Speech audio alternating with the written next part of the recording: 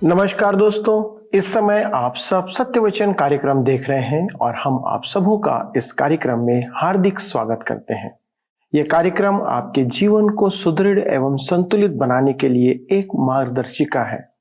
प्रत्येक जन जीवन में समय असमय किसी न किसी समस्या में पड़ता है और विचलित हो जाता है कि जीवन का संचालन कैसे करना है, कैसे उससे बाहर निकले।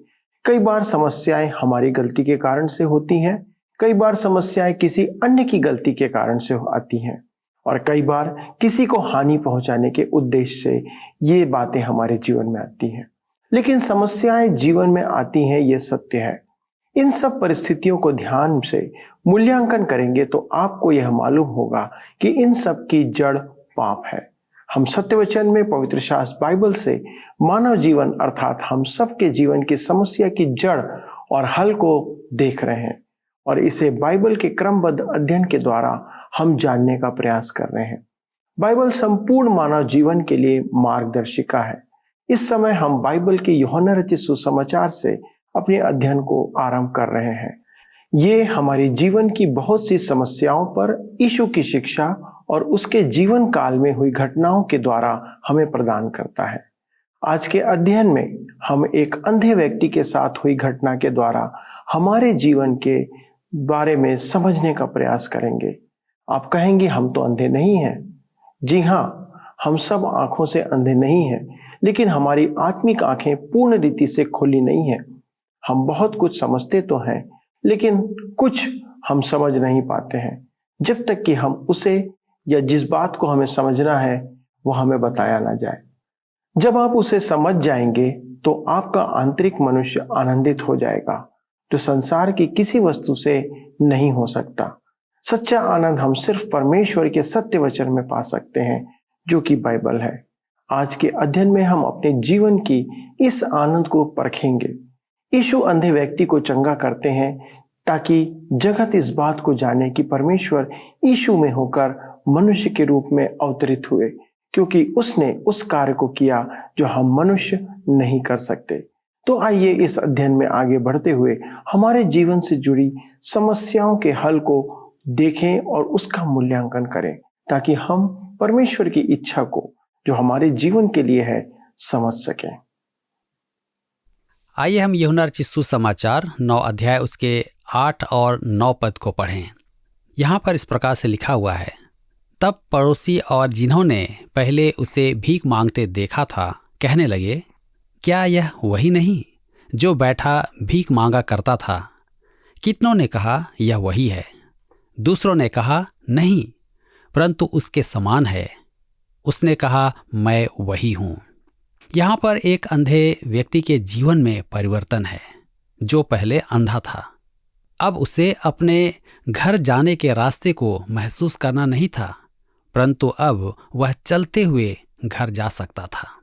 क्या आप किसी पड़ोसी की कल्पना कर सकते हैं कि कोई खिड़की के निकट खड़ा होकर कहता है, देखो वहाँ एक अंधा व्यक्ति है। उसकी पत्नी दरवाजे के पास देखने के लिए जाती है और कहती है कि वह व्यक्ति अंधा नहीं है, वह अंधा जैसा दिखता है लेकिन अंधा नहीं है। इसलिए उस व्यक्ति को अपने ही पड़ोसियों के बीच अपनी पहचान सिद्ध करनी पड़ी। देखने वाले समझ गए थे कि उसमें कोई महान परिवर्तन आया है। इसी प्रकार जब हम उद्धार पाकर बदल जाते हैं तो अलग ही दिखाई देते हैं। लोग हम में आए बदलाव को देखते हैं। यदि बदलाव दिखाई न दे तो कुछ गड़बड़ अवश्य है। आइए हम आगे पढ़ेंगे यूहन्ना रचित सुसमाचार 9 अध्याय उसके 10 से 12 पद में। यहाँ पर इस प्रकार से लिखा हुआ है, तब वे उससे पूछने लगे, तेरी आंखें क्यों कर खुल गईं? उसने उत्तर दिया, यीशु नाम एक व्यक्ति ने मिट्टी सानी और मेरी आंखों पर लगाकर मुझसे कहा, शीलोह में जाकर धो ले। अतः मैं गया और धोकर देखने लगा। उन्होंने उससे पूछा, वह कहाँ है? उसने कहा, मैं नहीं जानता। मुझे इस मनुष्य की गवाही बहुत अच्छी लगती है। उसकी गवाही में कोई दिखावा नहीं था और न ही व्यर्थ का वर्णन। जब जब उसने गवाही दी वह अनुभव में बढ़ता गया। ध्यान दें कि परमेश्वर का वचन कितना सटीक है। उस व्यक्ति ने यह नहीं कहा कि यीशु ने थूक से मिट्टी सानी। अपने अंधेपन के कारण वह नहीं जानता था, परंतु वह इतना जानता था कि गीली मिट्टी उसकी आंखों पर लगाई गई थी। मित्रों, उद्धार सीधा और सरल होता है। यीशु के पास आओ और परमेश्वर के सामर्थ का अनुभव करो। उसने तो यीशु को देखा भी नहीं था, तथापि प्रभु ने उसकी आंखें खोल दी। यही महत्वपूर्ण है। हम यीशु को देखने के प्रयास में न रहें, केवल उस पर विश्वास करें। आइए हम आगे देखेंगे। फरीसी, यूहन्ना रचित सुसमाचार 9 अध्याय उसके 13 से 15 पद में लिखा हुआ है, लोग उसे जो पहले अंधा था फरीसियों के पास ले गए।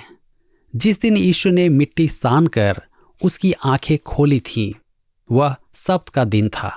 फिर फरीसियों ने भी उससे पूछा कि उसकी आंखें किस रीति से खुल गई। उसने उनसे कहा, उसने मेरी आंखों पर मिट्टी लगाई, फिर मैंने धो लिया और अब देखता हूं। पुनः उस व्यक्ति की गवाही बहुत ही सरल और साधारण है। आप क्या सोचते हैं कि फरीसी उसे देखकर खुश थे? आप सोचते होंगे कि वे हालेलुया के गीत भी गाए होंगे। जी नहीं, इस ठंड से जमे हुए खून वाली भीड़ ऐसा नहीं कर सकती। अब फरीसियों की प्रतिक्रिया को देखें। उन्हें यह पता नहीं कि अब उस अंधे व्यक्ति के साथ क्या करें, जो जन्म का अंधा था और अब देखता और चलता फिरता है।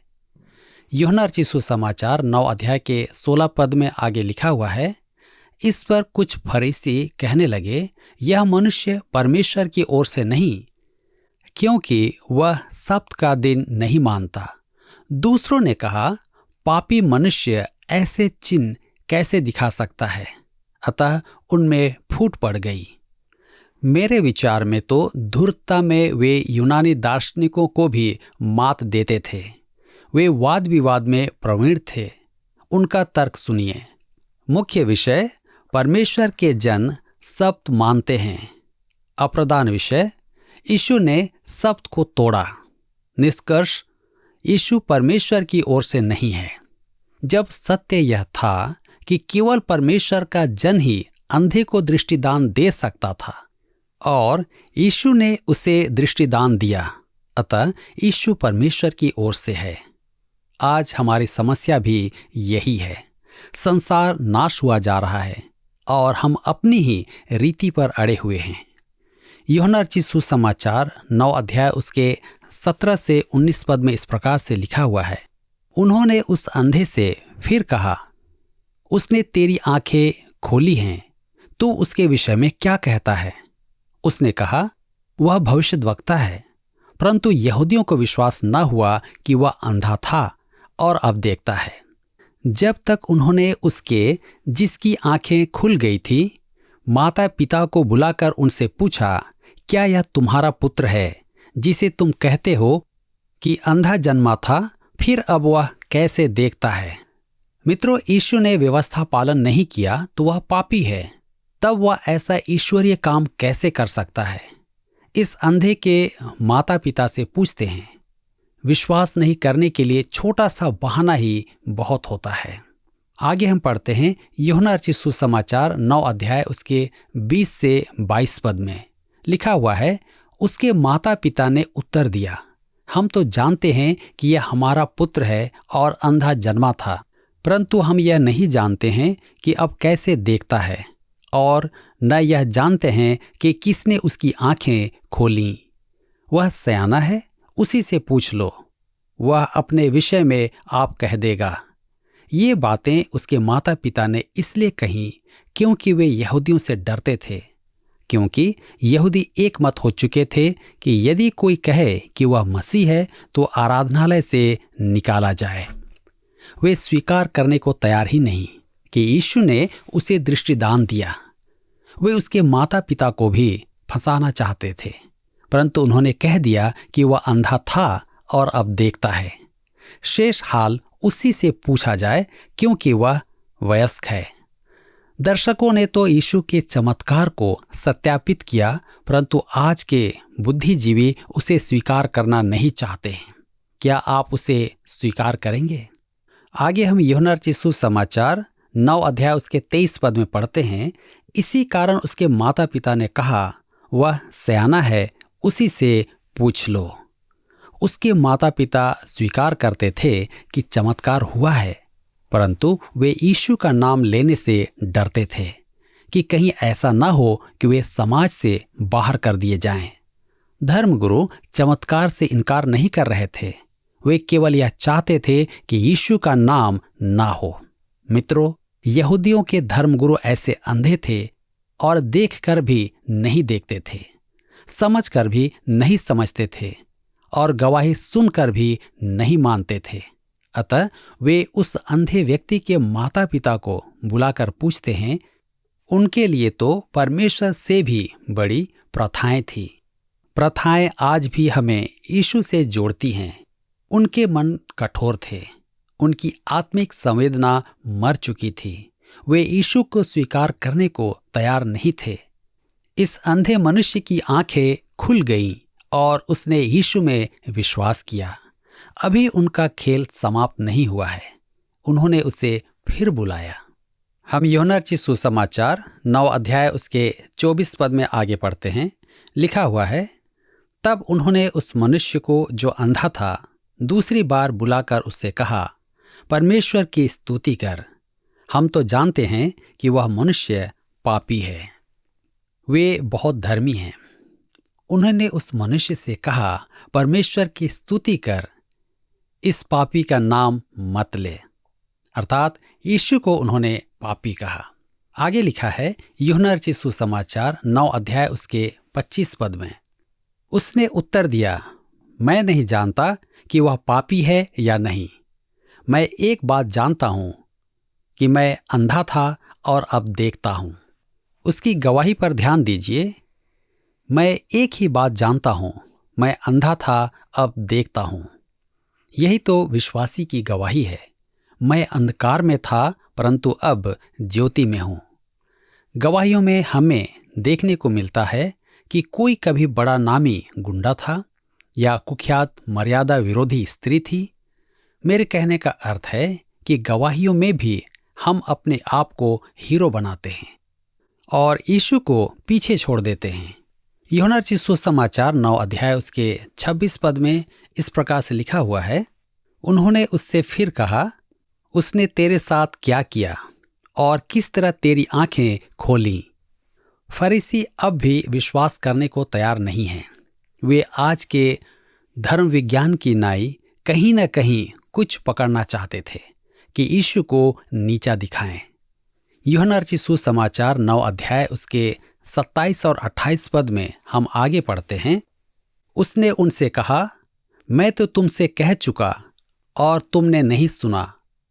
अब